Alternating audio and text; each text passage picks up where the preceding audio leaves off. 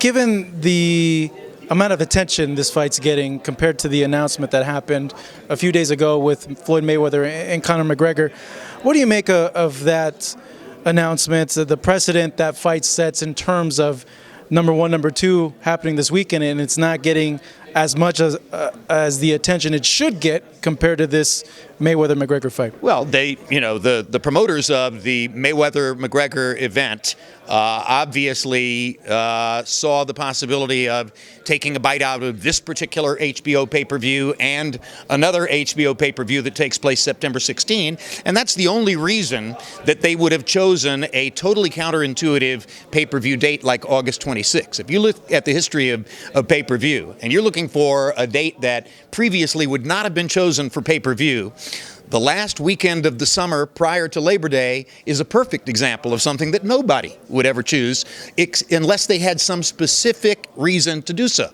So the only reason that the Mayweather-McGregor event is taking place on August 26 is because Kovalev Ward was this weekend, and even more so because Gennady Golovkin is fighting Canelo Alvarez on September 16 on HBO pay-per-view, and the people who are involved in Mayweather versus McGregor wanted to blunt that, hurt the buy rate. And by the way, I think by choosing that path, they've hurt the buy rate for both events, because the buy rate for Mayweather-McGregor would be much larger if it were taking place in November, and the buy rate for Canelo versus Golovkin obviously would be larger if Mayweather versus McGregor weren't taking place on August 26. I call it Riggs King, because that's really what it is. It's a hybrid event, something of a freak show, and you need to watch it, or you think you need to watch it because your neighbor or all your friends on social media are going to watch it, to see this odd confrontation between a guy from MMA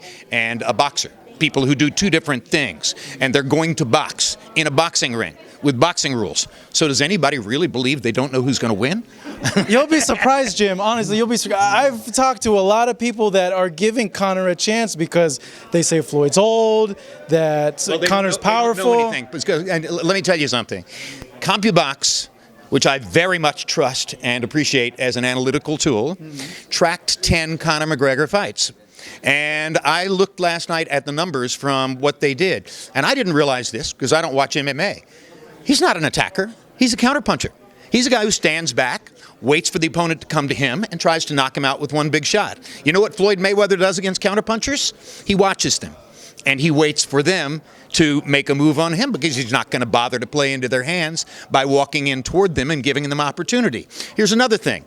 In the 10 events that Compubox tracked, Conor McGregor spent 21 minutes on his feet.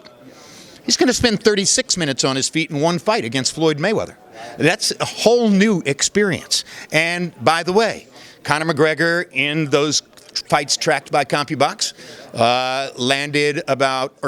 threw about 42 strikes per round. That means that not only is he a counterpuncher, but he's a relatively slow-paced counterpuncher. The only two fighters who ever gave Floyd Mayweather any difficulty over long stretches of time were Jose Luis Castillo and Marcos Maidana, two pure brawlers with great physical strength who pushed Floyd into the ropes and threw 75 or 80 punches around trying to land something. That does not describe Conor McGregor. So this is a mismatch in even more ways than I thought was originally the case. And another point, too, is usually when Floyd does face someone that has somewhat of a high volume output, it's usually cut by half in terms of that stat as well. Because they can't find him. That's exactly right, And they can't find him even if they have boxing skills. I mean, if you saw Manny Pacquiao versus Floyd Mayweather and you thought it was dull, and you want to see something duller, spend your money on Mayweather McGregor.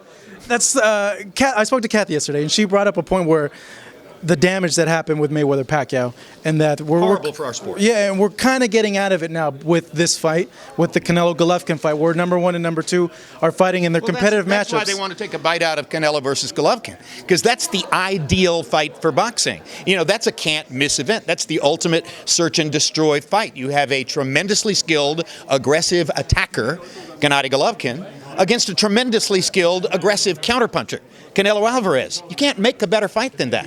So, if you think that combat sports ought to inherently contain some violence, that's September 16th. Do you feel at all, in any way, that there's an upside to this, that it'll bring more eyes to boxing. Conor's fans will come in and appreciate what Floyd is able to do in there, and it puts a new light, a different fan, in giving them exposure to boxing. Probably not. No? No. I think that the MMA fans are, they'll find a way to say, oh, it wasn't real, I excuse it, da-da-da. And by the way, what do they care what their MMA guy does against a boxer? He's an MMA guy. Do you think that Floyd would ever go into a cage and let somebody kick him? No, of course not. That's a different sport.